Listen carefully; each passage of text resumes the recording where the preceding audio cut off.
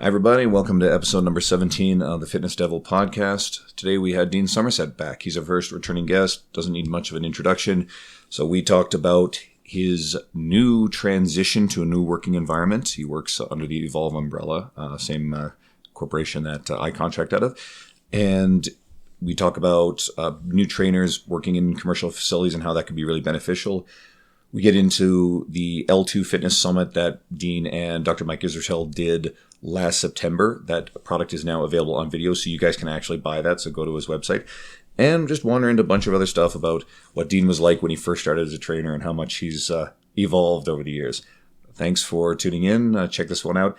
And we would really love it if you guys could get us some 5-star reviews. Write us a little note on iTunes. That helps us a ton. Thanks and enjoy. Shut up and sit down.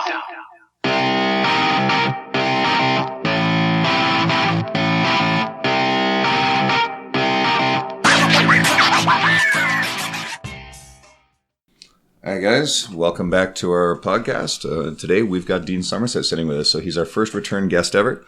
So we're glad to have you back. We're going to skip the long intro. We're going to just jump right into it. He's been in spirit every episode, though. Pretty much. That's kind of like the running joke. It's like, how many times can I be mentioned in your podcast? Man, we just want people in Edmonton to know who you are.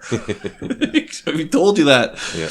We're going to make you famous in Edmonton. We're going to get right to it because, anyone who is listening to this one, hopefully they heard Dean's episode was the first one that we ever released. So you should know a lot about the guy. But we've recently seen now a rather significant change in your work environment. After a decade of working in a commercial facility, you're now going to be independent. What can you tell us about this transition and what it means for your business and your clientele? Yeah, I spent 13 years working in a commercial facility, and it was a great experience. I was able to get a lot of career advancement and do unique things that not too many other people would be able to say they were able to do. And I was treated really well and had a lot of opportunities put in front of me. But at a certain point in time, you're able to say, well, the limits of professional and personal growth are kind of hit and you're in a ceiling, so it's time to do something different. So now I'm going to be moving on and independently training clients out of Evolve Strength downtown in Edmonton and looking forward to some new opportunities. Yeah, and for anyone who's been paying attention to this stuff, I'm at Evolve South, and Evolve Downtown is quite literally going to open up in the middle of January in 2018, so we're pretty much on the doorstep of having that happen. Yeah, a couple of weeks away. I mean, it's end of December right now, so we're looking at probably just a couple of weeks from now, and the only reason why it's not opening sooner is just because the one guy who's in charge of commercial permits in Edmonton is on vacation for 2 weeks, so that apparently grinds all commercial permits in the cities to a halt while that guy's on vacation because no contingency plan. Bureaucracy, that's great. So they lose out of 2 weeks of revenue that the city could be earning. Oh, yeah. That's great. What does moving to like a place like Evolve? So for anyone who doesn't know Evolve, it's huge. It's going to have platforms among platforms and racks and huge turf area. So what does that mean for your type of training going into a facility like that? Just because it's vastly different from a commercial setting. Yeah, I mean, obviously the clientele are going to be somewhat different. I mean, obviously you're still going to have people who are humans who work out there, and then you're also going to have some subhuman species that are able to lift copious amounts of weight all over the place. But at the same time, it's just going to open up new potential leeways and new potential avenues for me to develop commercial interests. Like I can start training more team elements. I've already got a couple of teams who are interested in training with me just due to the fact that the pricing structure and the requirements are considerably lower and easier to get into. So there's also specialized equipment there, which is kind of handy when you're working with athletes of high caliber. So that'll make things a little bit easier and a little bit more, I guess you could say, interesting as far as how I'm training clients. Plus, there's going to have a whole bunch of in-house medical professionals too. Yeah. So physical therapy, chiropractic, massage therapy, it'll make referring back and forth considerably easier. I'm also going to be able to start using a designation that I've had for a while, a certified exercise physiologist, and put that onto invoices and letters to be able to actually get funding through that for clients, which is going to be a massive element that I can utilize too. That's amazing. Mm-hmm. Now, you've probably been waitlisted for quite some time in terms of your clientele, but you now are probably in a position where if somebody's interested in working with you, you may have a little bit of leeway right now. So are you going to be taking on clients in the new year? Yeah, absolutely. I'm going to be pretty much opening my doors, so to speak. So it's not going to be something where I have a full calendar. It's going to be kind of going from one situation to another. So I'm going to have a lot of availability But even then, it's not something that I'm really too worried about. I've already had a lot of people contact me to say, as soon as you make the move, let me know. But it's not something that I'm too worried about that way. It's just more a matter of, okay, well, I've got all the policies in place. I've got all the procedures in place. I've got the structure in place. I've got the infrastructure set up. Everything's ready to go for that. It's just a matter of saying, okay, well, here is day one of training, and we're going to go forward from there. And then just making sure that it's available for people. You're going to be waitlisted pretty quickly. So if anyone's listening to this, you actually be like, oh my God, I always want to train with them. Act now. Let's just say that much. Okay, so let's just keep moving on. So you and Andrew, you both worked so we'll talk about commercial facilities a little bit. Mm-hmm. You both did awesome. Well, you wrote an article just recently about the benefits of working in a commercial gym. So what would you say to new and existing trainers in terms of the value of that experience of the commercial gym, and kind of just give them a little details on what they can do to kind of boost their career? Honestly, I think commercial gyms are a fantastic place for any trainer to start their career, and even for a lot of established trainers who are looking to learn more about how the business element of personal training and fitness industry is actually run. There's a lot of benefits to it. I mean, first, you come into a network where there's actually a support structure in place where they do things like the accounting, the bookkeeping, the management element to things. They give you clients on a regular basis. You get to work with a broad segment of the population. It's a great avenue for trainers to be able to build experience and get to learn what it is to actually be a trainer. Obviously, there's benefits and drawbacks to any situation you go into, but it's one of those kind of things where you can make it what you want it to be if you're willing to approach it in a very business savvy sort of way. So for me, with a lot of the stuff I was able to do, the only reason I was able to do it the way that I did was I directly related it back to the benefits of the company. So when I was saying, I want to start a medical advisory board, here's why this will benefit the company. And I was able to relay it back in terms of dollars and cents, rather than saying, well, I want to do this because this would be neat and the company has to pay so much money for it and there's zero concept of return on investment. That doesn't really make sense in the company's eyes. Whereas if I'm able to say, here's why we're going to be able to get new clients in, new members in, new dollars in, all that kind of stuff, that makes a massive difference if you're actually looking to do something in a commercial facility. Like a lot of businesses will say, yeah, we'll do it if it means we don't have to pay a lot and if it means it generates income.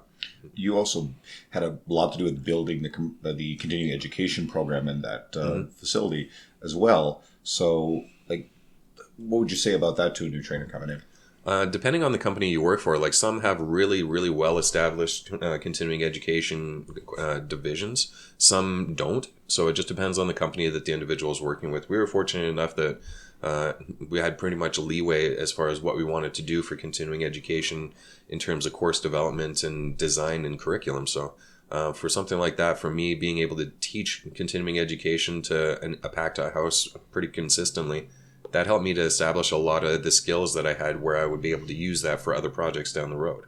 I mean, I was talking with Jen Sinkler.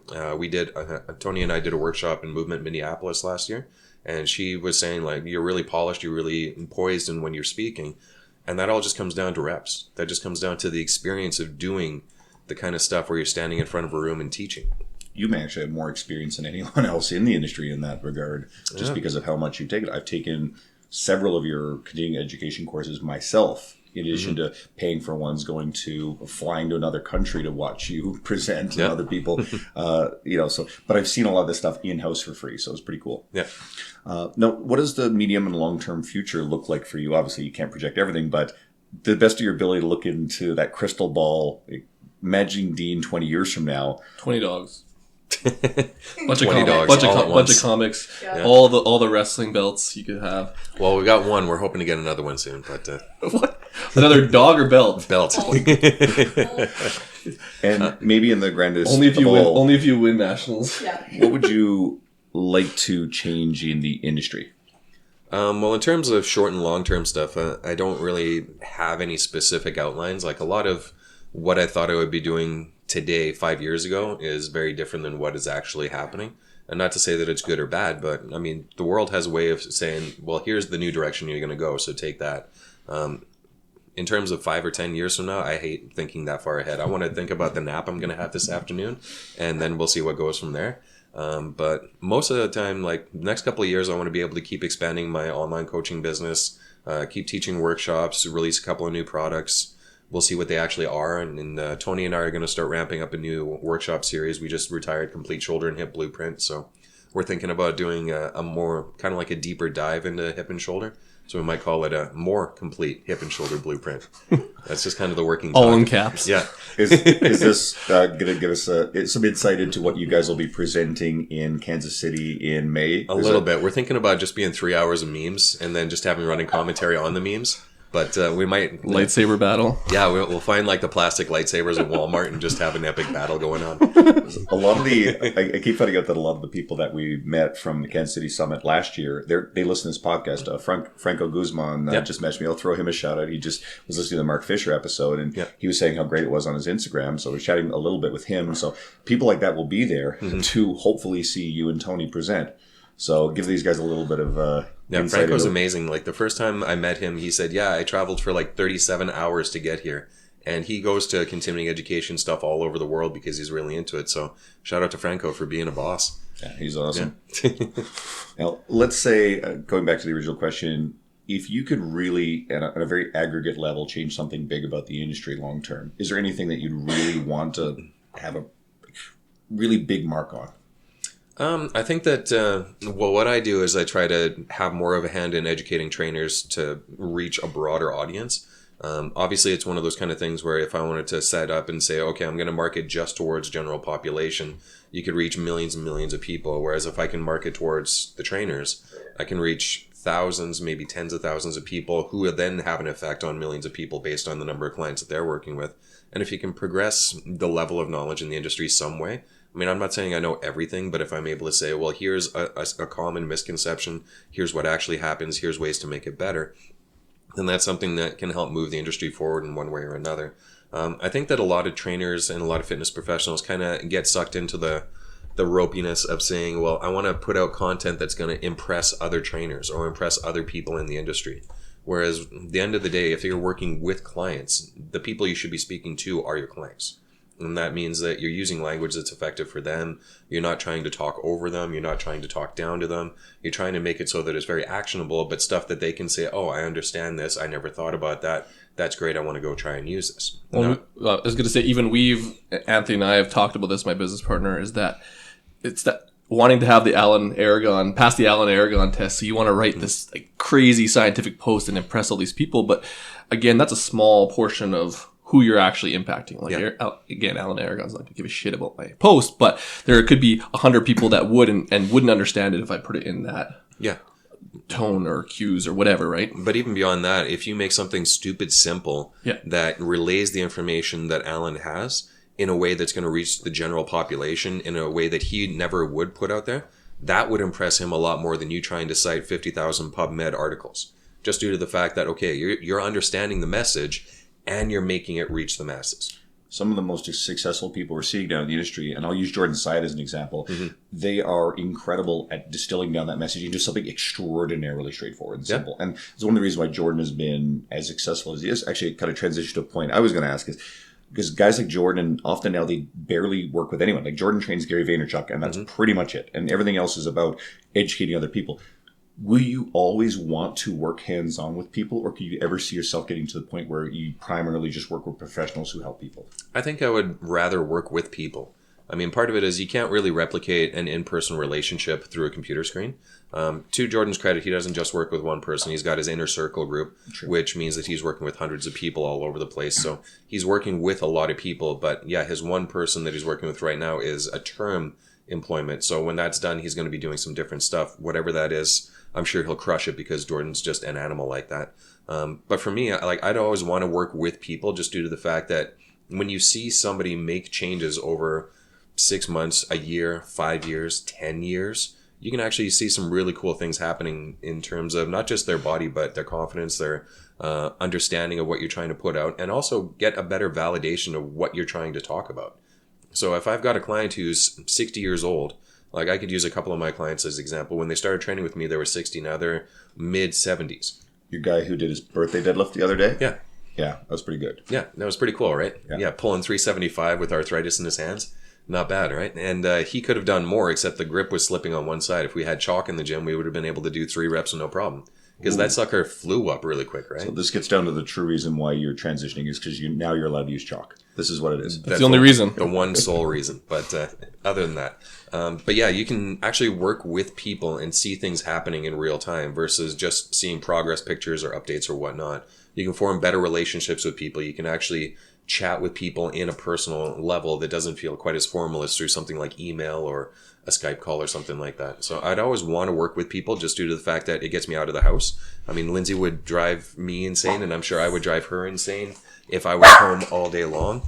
So for stuff like that, it makes it a little bit easier to, have an in-person relationship with somebody just to at least have some structure to the day too. Yeah, as more things are sort of starting in my career, and obviously we have this podcast, the one thing I always say to my clientele is like, they're still the top priority because I always want to do that. I don't care if I'm like 70 years old in the gym and I still want to train clients if I make it that far. Well, I've mentioned to a couple of people before that in-person training is only about a third of my actual income. So it's not something where it's going to make or break the bank if I continue to do it or expand other things, but it takes up about 60% of my time. So in terms of time involvement, it's not the best use of my time in terms of money development, but it goes beyond money development. I mean, you obviously have to have interpersonal relationships with people in order to expand on what you're actually trying to do and actually feel like you provide value to the world. I think you're in the wrong business if all you're thinking about is money. Yeah. There are probably better ways to make money in the world, but I hope that most of the people, and again, we have a lot of trainers listening to this, you guys are doing this stuff because you're passionate about it and you actually want to help people. The whole idea to race to only the online realm. And we have some great online-only coaches. Patrick Humphrey is a good friend. I was talking to him yesterday. He's an awesome guy, and he just functions only in the online realm. But he's really active with helping people anyway. But there are people out there who I think that they're just racing to get online because they think, that's the way they can make the most money, be most efficient with their time, travel tons, and that's it. Yeah. But I would never want to give up the experience of actually working with my clientele, many of whom are actually very good friends at this point. Yeah, and a big common denominator that a lot of people don't realize with the people who are very successful online coaches is that they've worked with people in person for years before they even opened up anything related to online coaching. So it's not something where it's like, I just completed my certification and now all of a sudden I'm going to open up my online website and start training people online. No, they've worked with people in person for a long time to understand what basic elements do and understand that, if I give my client 60 eccentric chin-ups, they're not going to be able to straighten their arms tomorrow.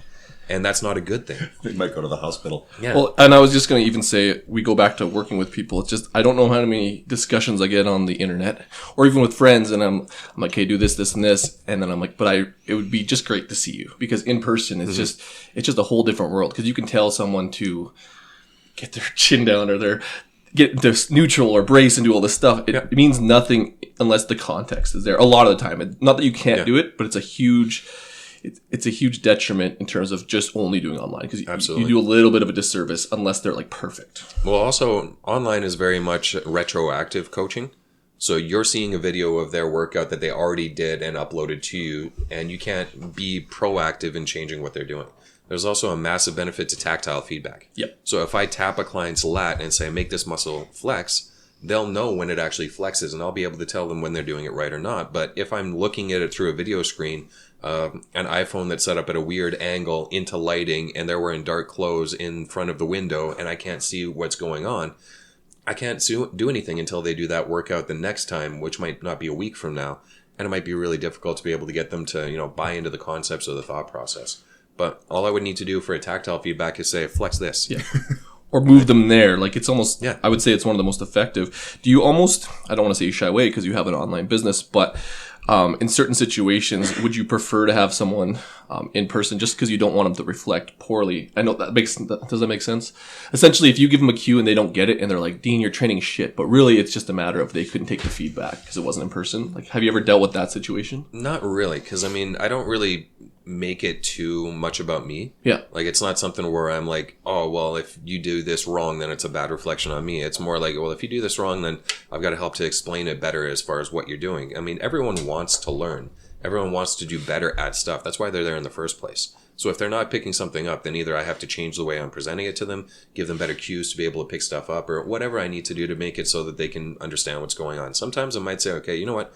This exercise just isn't working for you. Let's change things up and go a little bit of a different route to get the benefit that we're after without ramming your head against a wall and wondering why you need to take an aspirin. Did you notice that he took ownership of everything there? That was Dean saying that's on him, as opposed to saying, well, the client this or it's the client's fault. It's like, he basically said, no, it's like, it's something I have to do better to get through. And I don't like it when I hear trainers kind of shit talk their clients, or how the clients aren't checking in, or the clients aren't doing this or doing that. And they're almost absolving themselves of blame. And you see this with coaches on their social media.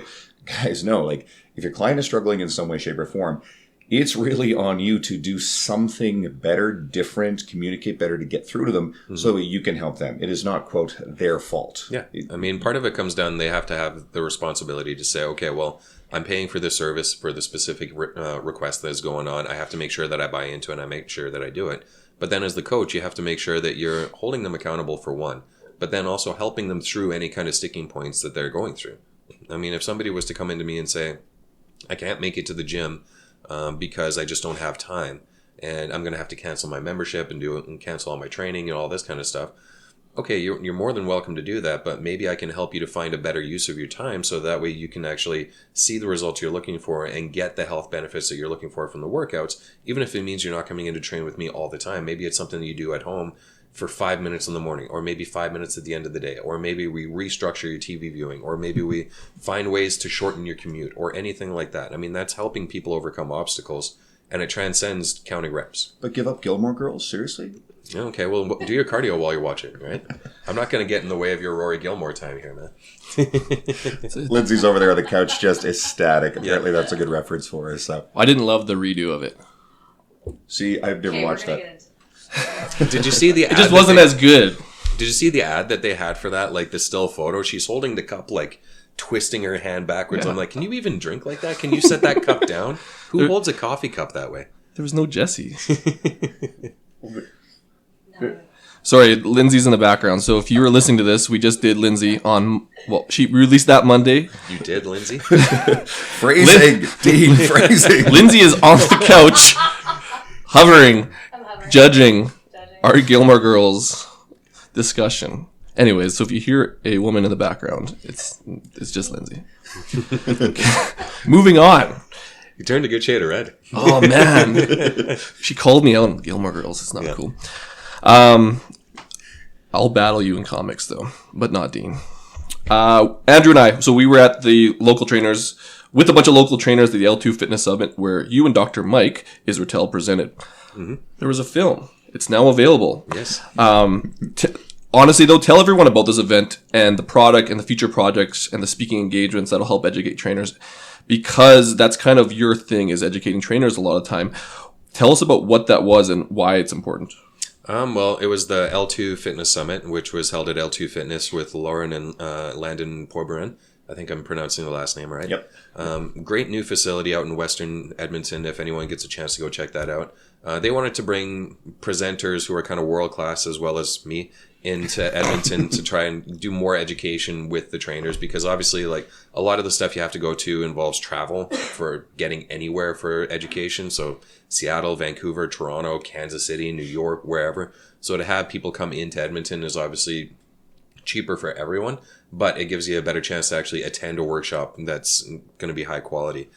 So I spent a day talking about assessments and my thought process on whether or not some assessments are valid or invalid, or what are we actually trying to do with stuff, and what kind of information do we take to get a better training program designed for our clients. Mike spent an entire day talking about hypertrophy and the Pennywise run and other fun stuff like scared that. of clowns. Yeah. Giant 240-pound massive human being who's scared of clowns. But yeah, everyone's got their vices. So we filmed that and put it together as a video product that's available now. We don't know if that content is going to be taught in the future. I might include some portions of it in upcoming workshops with Tony. I know that Mike has stuff that he does a lot on Renaissance periodization, but this is kind of the first time that we were able to put a collaboration like that together. Future L2 stuff, I know that they're going to try and set up workshops where they go around specific topics. So they have one coming up in 2018 that's going to be on nutrition. Alan Aragon, I think, is confirmed for that. And Sohee Lee, a couple other people are going to be there. So that's going to be really cool to be able to check out. They may do one in the future on powerlifting. They might do a couple of different theme-based workshops. So a really cool resource if trainers are out there looking to get it. And you can get continuing education credits for it too. And so this is kind of unique in the sense that I guess a lot of trainers, especially if they're new, are going to know you for the hip and shoulder blueprint. What other stuff are you kind of planning? Like, especially because you're not just the hip and shoulders with Tony, even though you do a lot of it. Yeah, I mean, when we polled our audience to see, what kind of stuff do you guys want to learn more about from us, some of the big stuff that came out was more corrective exercise options and more programming options. So we're thinking about doing kind of a deeper dive into hip and shoulder stuff, where we start talking about, if we have this kind of a problem, what do we actually do with that? How do we design a training program to improve certain elements of function or strength outcomes and stuff like that? And then can we do like a really big dig and breakdown into coaching big lifts? How do we actually work with somebody to get their deadlift stronger? Or how do we work with somebody to get a bench press that increases the numbers without increasing the risk on the shoulders? So stuff like that. Beyond that, I don't have specific outlines as far as other projects in the future, but every now and then I get an idea and I'm like, all right, let's run with this one. Cool. I was going to just mention the L2 Summit as well. That's going to be, I think, in the first weekend of September, coming in 2018 or something. Yeah, it's next fall. Yeah, so you guys are going to want to keep your eyes open for that one. And especially this is important. We have like listeners that obviously aren't in Edmonton, but there are a lot of trainers and fitness enthusiasts here. Enthusiasts here. So again, it's just a summit that it's just unlike anything, just because we don't usually bring in bigger names in Edmonton, and I don't know if that's because they can't fill a room, but we were able to do it quite successfully. So just look and give us feedback, because we want to bring those people here. If anything, just so we don't have to pay $2,000 to go to Toronto to see someone you want to see. But like, that's a lot of registration fee on top. Right. And then hotel. Like, it's just insane. So the hotel's a killer, actually. Well, if you don't get Airbnb, like, thank God Airbnb came out, because even when I went to Portland, instead of it being $250 a night, it was $90. So, but again, that's still an expensive trip if you put in you're there for 4 days. That's $400 pretty much. So we're trying to bring people to you, but again, that helps if there's support for it. So again, just much like anything else, like, kind of, I guess, support local. All right. So this is one I enjoy.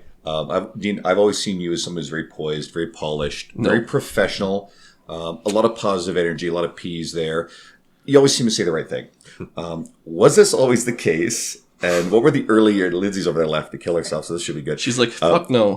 How were the early years of your career, over a decade ago? Have you grown and changed? And the second part of the question is, are there any important approaches or attitudes that you've shifted over the last decade? Well, when I first started off, I was quite introverted. And it's not to say that it's good or bad or anything like that, but one of the big things that I had to learn was how to create the energy that I wanted my clients to have. And that meant doing a lot of things that, I wouldn't have even thought of doing, or would have been like completely aghast to doing even 2 to 3 years prior, just due to the fact that that wasn't who I was. But sometimes you got to kind of create a presence, create a stage for yourself to actually express stuff in order to do what you want to actually do.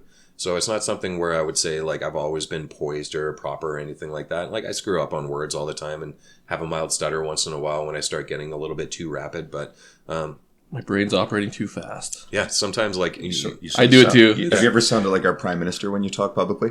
Well, to his credit, like, English is actually his second language, so sometimes he's searching for the words. So I'm not going to say like I say as much as he does, but at the same time, like, you got to think how much pressure that guy's on and how meticulously scrutinized every single word or syllable that he says actually is. Poised, polished, professional. Yeah, but and positive. It. But the thing is, like, you might not agree with somebody 100%. You might not agree with anybody 1%. But I mean, everybody who is in a position like that, they're under so much pressure. I can't even imagine. I wouldn't want to go into public life for that reason.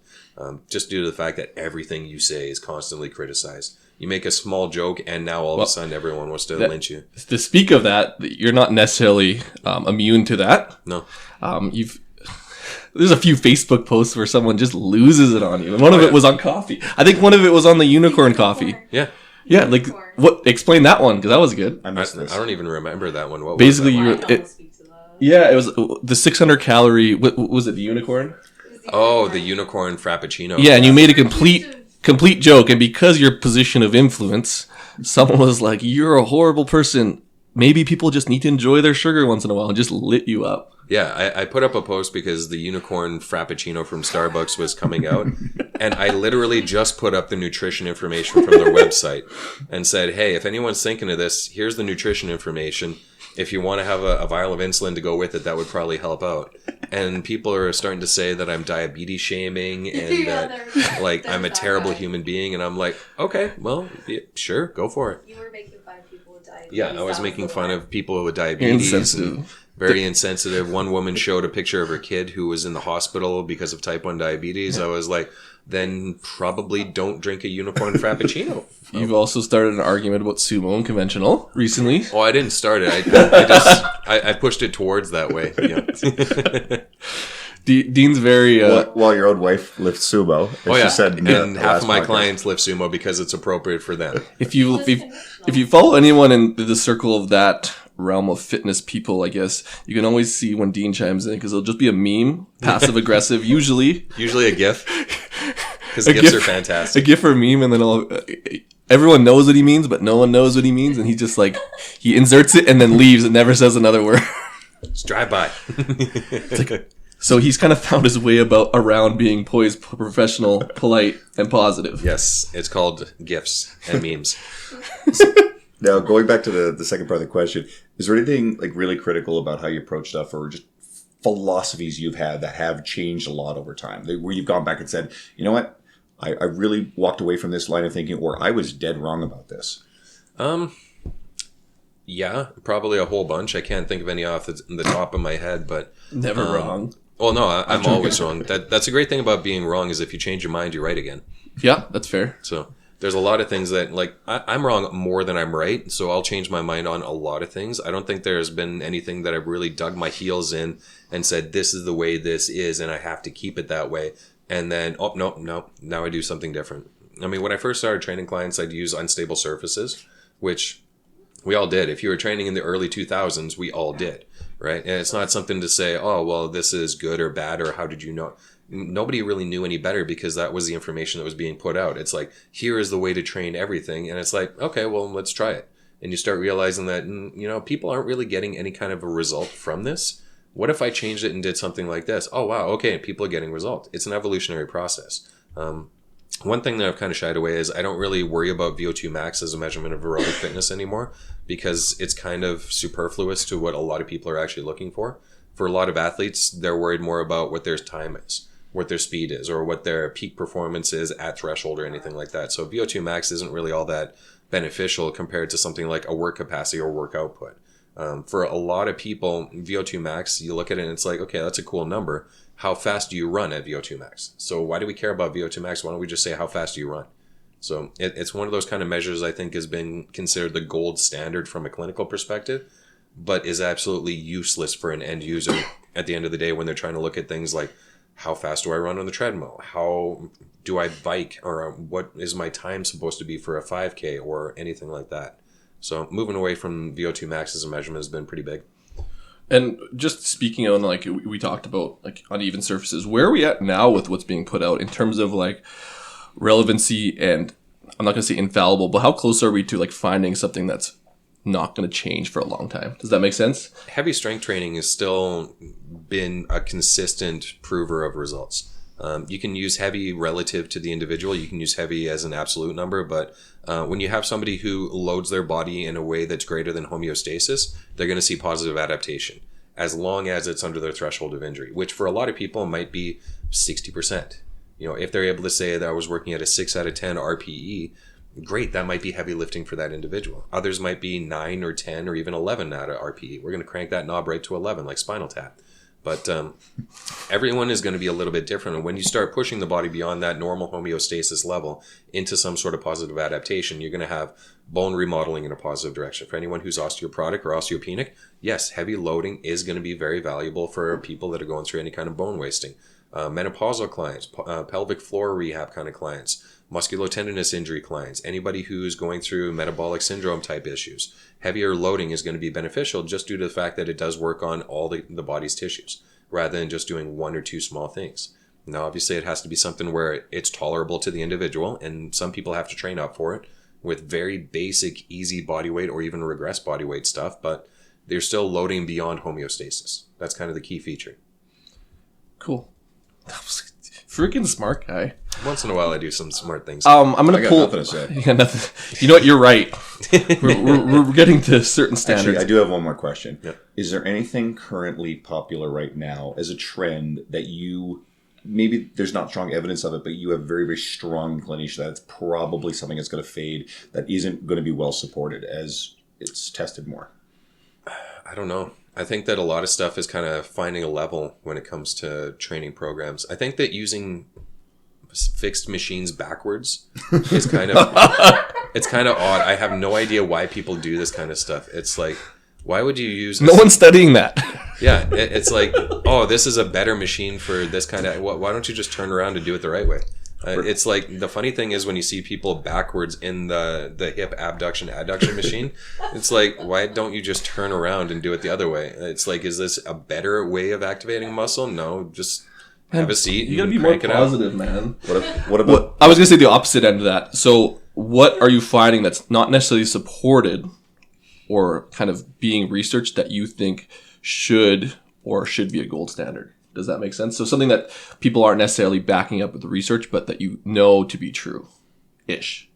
There's not too much that I know to be true. I'll be honest with that. Like I already told you I'm wrong about a lot of things. What do you use? That's the way people like Gary Taubes talk. They know things to be true that they have no evidence to that you support them. use that may not be backed up by science just yet. I don't know if I use a lot of stuff that's not backed up by science, because the cool thing about science is you can kind of twist it however you want. If there's That needs more backing up from science. If there's no double-blinded study, you can probably twist it a little ways to find the end result that you're There's looking not enough research on, but has positive.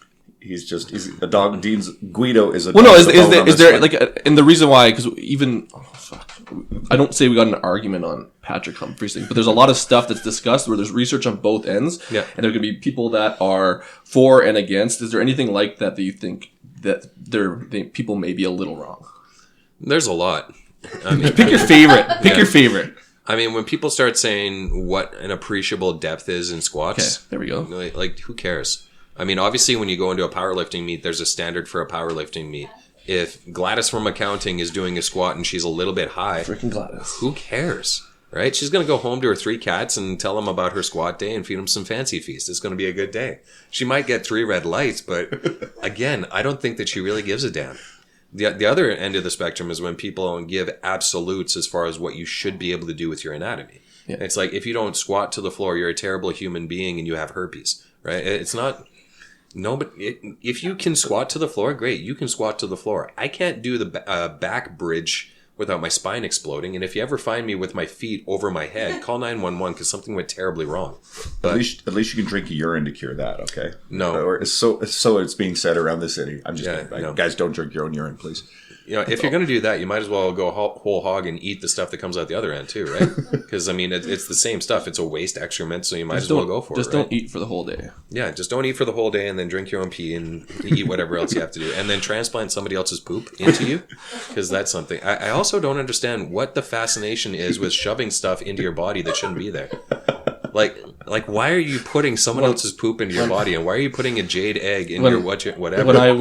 When I was teaching at Center High, we were doing the EMS firefighting police course, and we'd have people come in from the medical profession. Yeah. And they have, I'm not going to quote this because there may be a place where they have a hall of fame of things that are in people's rectums. Yeah. It's quite interesting. Toy cars and other weird Yeah. shit. Seriously, stop shoving stuff in there. The pokey stick for the fireplace. Oh man, because that's got a hook on it too, doesn't Yeah. it? That's a big hook. Oh, Wow. well, that's how they ended up at the hospital. Jeez. Oh my god. A railing. What? Like part of a end of a railing. Like, for the staircase. They had there's pretty All much I'm think of thinking- anything. Like there's been things in people's butts. All I'm thinking of is on National Lampoon's Christmas Vacation, where he takes the chainsaw and he's like, "I fixed the newel post." Yep. How do we get to this? We went That was off you. topic. You from- did that. Is there anything else you'd like to address? Yeah, I'd like to address how we went from squat depth to shoving stuff up your ass. Like, Well, what the hell happened there? squat depth, ass to grass, things in ass. Oh, okay. There That's are like s- a Sheldon Cooper level of logic around that. Well, there are some fitness professionals that I didn't even go there. in our world who You did. everything is about their butts. Yeah. Well, John Romanello loves talking about butts all the time, but there's more than just him. Well, quite a few people enjoy talking about sex online. Cool. go for it. Yeah. Yeah, we're way off track here. So, Dean, you have a question. I have a question that actually relates to, weirdly enough, we wrote this script before you released the article, but you released an article called Often Overlooked Elements to Success in Personal Training. And there's some good pieces of advice, I'd say. But what's your main piece to trainers that are kind of navigating their early careers? And if you want to just find out the long answer, just go read his article that's out on his blog. But kind of what's your main one? Because there's 4, but what's your main one? The big one is listen to your clients and give them what they're looking for. I mean, we could always dictate what we want our clients to actually do, but a lot of the time it's not going to work out that way. So, I mean, if I've got a young power lifter who wants to deadlift their face off, cool, we can deadlift all day long. That doesn't mean that every single client I have is going to qualify to do deadlifts or would even want to do deadlifts. I mean, I've got some clients where they want to go for a walk and not hurt everything. So, okay, well, let's get you to at least do some mobility drills. Let's get you to work on some core bracing. Let's get you to talk about your cats for a little while and tell me about your grandkids, because they want to have it as a social outing as much as a training session. So that's what they're looking for. That would be number 2. Develop your listening skills and learn to flex your style. Yeah. So that's basically learning to flex your style. Yeah. There was one good story in there about the oil rig guys. Are those real guys? Yeah. I won't tell It's you. Edmonton. We have oil rig people around. But all oil rig guys like the deadlift heavy, is what you're saying. Well, no, these guys do. There's a lot of oil rig guys who don't like to work out, and more power to them. They want to do different things on the weekend. How'd they find you? Were they like, he's the hip and shoulder guy, we need to go to him to No, deadlift they've been heavy? members of the gym for a long, long time, and I've been training them for a while. And they saw you. They're like, Yeah. he has a tattoo on his arm. He's my guy. And he's big. No, I was just showing people how to deadlift, and they wanted to learn. That was it. Little did they know they stumbled upon one of the world leading hip guys. It's a pretty small field. Did you hip scour them? Oh, yeah. Because that's kind of the what I do. Just is try making to figure sure. out, yeah. Just making sure you're doing your due diligence. Okay. Advice to potential clients. So people are going into gyms. They're searching for the right person to kind of, again, listen to their goals and take them to that next level. What advice would you have to them to find that right person? For clients looking to find a trainer? Yeah. First, do your research. I mean, it's really easy to do a Google search and find a lot of a digital footprint of an individual. If the trainer's been doing their diligence properly, the top things that should come up on a Google search would be their website, if they have a website. If you don't have a website, get a website, because you can do it for free. And then their social media channels. So things like Facebook, Twitter, Instagram. Those are going to be things that come up. Twitter. If I'm you're looking right now. Oh, YouTube. nice. Yeah, so if you have a social media footprint, that's going to come up. And if you have a private social media account, it's going to be difficult for the person to learn about you. But that might not be a bad thing if all you're posting is drunk selfies or religious or political rants all the time. What you want to have on your digital footprint is your best foot forward, essentially. So give articles or information about what could help your clients. And I can't tell you the number of times I've had clients say, I read your article on this, or I follow you and I want to come train with you. So by having that there, it's your built-in business card. So for a trainer, they should have all that stuff in place already. If not, then fix it up and make it actually work.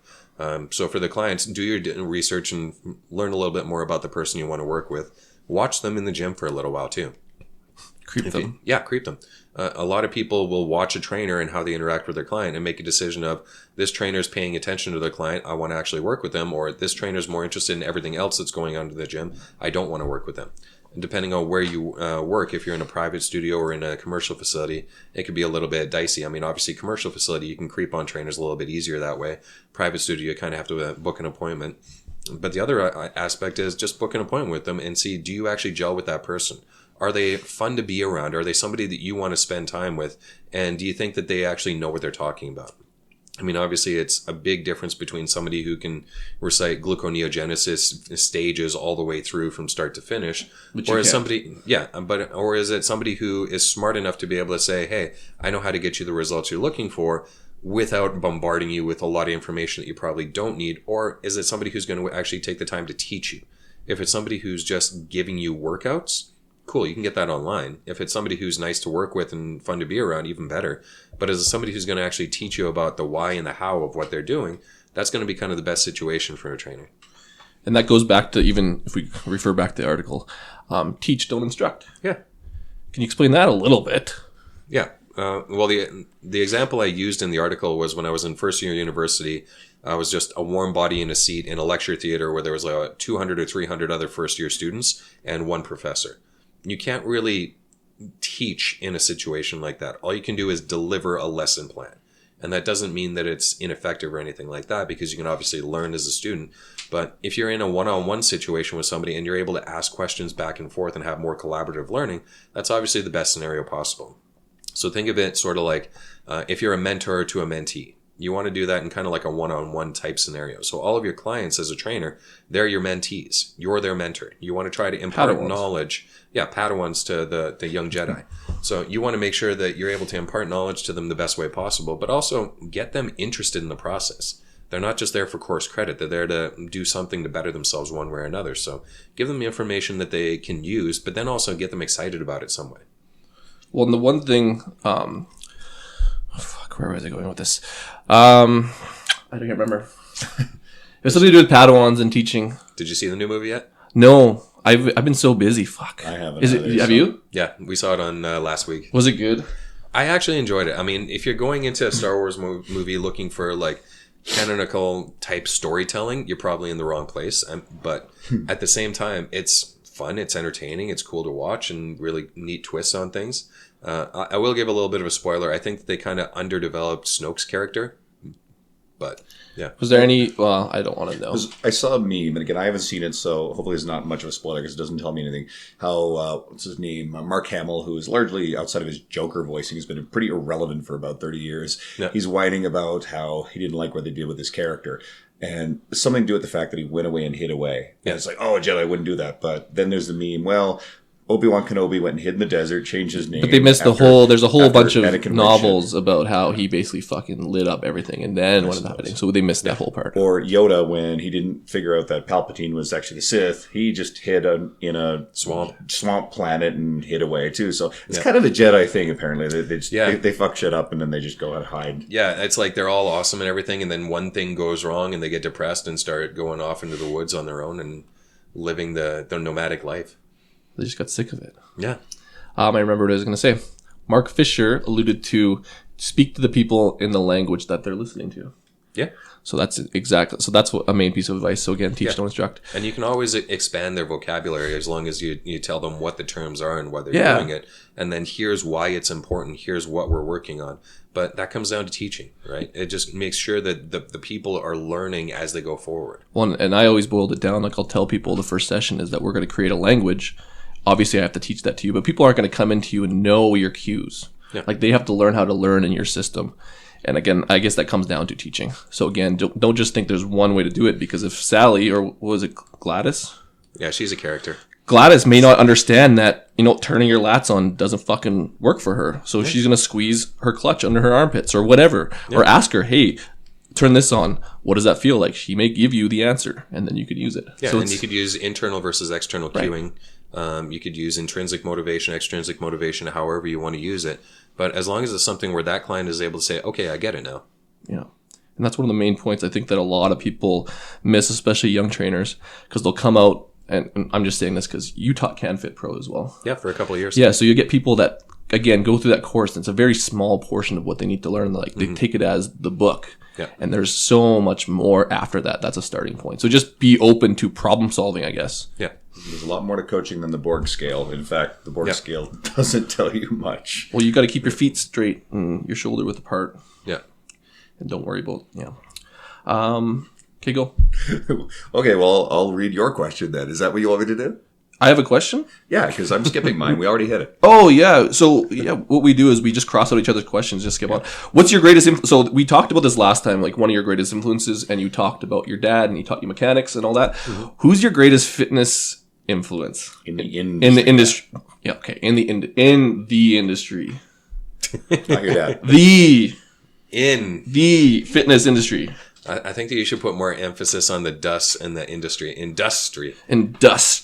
Just because that's the one that you haven't put emphasis on yet. Guido's still rattled about Gilmore Girls, so. Yeah. I'm rattled. We're doing 2 of these in a row. This is hard. Who's your greatest influence in the industry? Honestly, I could take influence from a lot of people. No, the person. There's not really... Say all your people. Say all your people. You got time. Well, I mean, the going back in time, like to the point where there wasn't really social media, there was a lot of people who were putting out publications and stuff like the NSCA Journal. So guys like Juan Carlos Santana, who's still active, also Mike Boyle, Mark Verstegen, he was the founder of Core Performance, and I've read his book a whole bunch, and that changed my thought process on how things were going. Guys like Robbie Williams. The guy who's saying Millennium used to be a British pop singer? No, the bodybuilder. Okay. Dorian Yates, back in the day when I was reading like Flex Magazine and Muscle Mag. Then you can get into the current new school kind of guys, new school-ish, like Tony Genocor, Eric Cressy, Pete Dupuis, Mark Fisher, people who I've worked with in clinical settings who don't have a social media population, like Mark Lucius, Mary Wood, Don Payne, a whole bunch of people who I've been able to kind of pick their brains and look over their shoulder while they were working and ask questions. So I get information and experience and inspiration from pretty much everyone I come into contact with. And you two guys are no exception on that. Yeah. Look at what you guys are doing here. Yeah, you should learn how to do a podcast, man. I should you learn release one every week. I should learn how to actually stay consistent with it. That's kind of the main thing. That was the one thing. It was We get Lindsay to guys. If you're hearing this one, hopefully by now you've actually heard Lindsay's episode, which we should, if we did according to plan, have released it first. So it's great. She's amazing. She talks about all kinds of cool stuff. But we should get Lindsay to schedule your guests and line up people. That would be nice. Well, the one thing was it was Mike. I was just looking for reference. It was the Mike Robinson podcast that like kind of turned me on to that, because he actually stopped for a while and he's like, I lost a bunch of following, and it's just I had to be consistent, so you just had to make time for it. Yeah, Robinson's amazing. I love Robinson. I got to meet him in Renton, just outside of Seattle, and he's just such a cool, nice guy. Yeah, there's so many people that I've got connections with over social media or email, or people who I've had Skypes with back and forth. Mike's one of them, but never met them in person yet. So hopefully Mike and I will connect one of these days. Well, I remember when I met John Rusin, Dr. John Rusin, he presented, and I found a lot of what he presented very, very similar to what you had said. Mm-hmm. So I had this conversation with him, and he took that as a gigantic compliment. He was very, very happy to hear that, I had compared the two of you. So he took that as a very big compliment. Well, the anatomy is the same. I mean, it's not like he's discovered new muscles or bones or anything like that, or that I've discovered them. It's like, you present the anatomy and here's what it is. Cool, do it. Well, and just to kind of touch base on like influence and people you're learning from, what are you doing right now to progress your learning? Because we would all agree that you're at a fairly... Lindsay, you see, now she's ruining it. Lindsay, you just ruined the question. Okay, what was what I was going to say is you've tied into influences, and we can agree that you're kind of at a certain level in your education. How is someone like you continuing to learn? Or like what conferences are you going, or who are you listening to learn something from? Well, part of it comes down to what are my clients looking for. So if I've got clients that are coming in for things like pelvic floor issues, then I'm going to start looking more into pelvic floor type stuff. Dr. Sarah Duvall is fantastic for that kind of work. Looking into more powerlifting type stuff, obviously guys with like Starting Strength, Elite FTS, Juggernaut training systems, they're fantastic to work with on that. Anybody with shoulder stuff, Eric Cressy's the boss when it comes to anything along that line. So a lot of it comes down to like, what are my clients dealing with? Any spinal stuff, Stu McGill. He's somebody who I actually consider a friend, so that's always cool to be able to talk about. But yeah, a lot of it comes back to what are my clients looking for and where can I get more information from to be able to help them out more in one way or another. And a lot of the time, it's just searching out the people who know the most about what they're doing. So you do the same shit that we're all doing. Yeah. What the hell, man? Just on another level. I thought you just knew everything. Well, when you do things for a long enough time, you learn more. Yeah. It doesn't mean you learn everything. It just means that comparing myself, who's been doing this for like 20 years, between all the education I've had in training clients, to somebody who's maybe a year or two in the industry, yeah, I know more than them because I've got that 20 years of experience. But comparing me to somebody who's got 40 years of experience, no, they know way more than I do. So I got to catch up to them. Who's your main person? So who do you Facebook message or text the most when you can't figure something out? Like not just for a specific, who's kind of the most popular go-to? I don't know. Like most of the time when I'm looking to learn something, I'll go to like source material first. And then once in a while, I'll like shoot the breeze with somebody about a specific problem. But it's never really like one person who's my go-to for everything. Like I said, a lot of people, it's more like, here's a shoulder problem. Okay, I'll go to Eric Cressy. Here's a low back problem. I'll go to Stu McGill. Here's a hip problem. Maybe I'll find something by Shirley Saruman. Reread my own articles. Oh, no. I mean, hey, I had to get the information from somewhere, right? Absolutely. So I'll go through the people whose information put it out best. All right. Well, if anyone is looking to find No, you, ask him the book question. I didn't write the book question. What- Okay, Dean, have you read it? No, what are you reading right now that is influencing you currently in a book format? Chip and Dan Heath have a book called Moments. Just finished it. Just finished it? Yeah. So I'm looking at using that to kind of update what I do to create meaningful elements with my clients and try and actually develop, you know how they were talking about the popsicle hotline? Yeah. So what kind of things can I do with my clients like that? What's the popsicle hotline? You For read anyone the who's- book. You read the book. Okay. Yeah. Guys, if you're in the industry, you should read this book. It's actually not very long. It is fantastic. Yeah, and they do a really great job of talking about like the different processes to creating meaningful moments. And looking at that, it's more like, okay, well, how can I reverse engineer that to actually do something similar with my clients to have more of a buy-in as far as, you know, not just the training elements itself, but the experience of training. How can I create a community or a culture within the training environment that I'm in? So what kind of stuff can I do to help people say, I want to be a part of that? The thing that struck me is when the family lost the giraffe, the stuffed giraffe for the little boy, and he was all stressed out and couldn't sleep. Mm-hmm. So his dad told him, I don't know, it was Joshy, I think his name was. Joshy's just, taking a couple days vacation. So call the hotel. Luckily they found it. Yeah. So he said, hey, could you just like take a photo of him lounging by the pool? And just so that way our little boy like sees that there's something to this, right? So what some employee who probably got paid next to nothing, not only did that, but took Joshy throughout the resort for a couple of hours and took tons of photos of like someone on a vacation. Yeah. And then Joshy arrived in the mail a couple days later with this little photo album of all this cool fun shit that this little stuffed giraffe had. And of course the little boy was blown away. The parents are like, holy shit. So that experience was cemented forever in their lives. They love that hotel. That's what they're thinking about, not the fact that the plumbing didn't work or whatever might have else gone wrong. So if you do like magical little things that go way above and beyond for your clientele, you can really set yourself apart in this industry. Yeah. So book sensational. What's your magical thing you do? Both of you. I'm asking questions. What's your magical go-to, Dean? The championship belt if you Okay. PR. Okay, that's fair. Yeah, I mean, how many people can say that they get to hold a WWE World Heavyweight Championship belt and get a picture taken when they do a PR in the gym? So I mean, do you it's bring not it to work? I'm actually contemplating bringing it to work. Is that why there's a second one in the works? There might be, yeah. That makes sense. Yeah. And the popsicle hotline, is that when they sold popsicles in hell? No, you have to read the book. Fuck. Everybody has to read the book. Yeah, that's it. Okay, guys, we have another podcast lined up in 10 minutes, so we're going to wrap this up. Get out of here. You're not important. We're done with you. Get out in the cold. No, actually, Dean's been amazing. We'll have him back, so it'll be a bit of a running joke. He'll appear in every episode in spirit. So, really And in quickly, where do people find you online if they don't already know how to find you? DeanSomerset.com, Instagram, DSomerset1. Twitter, Dean Somerset, Facebook, Dean Somerset. I'm incredibly boring like that. I just name Google stuff him. after me. Just Google him. Just Google me.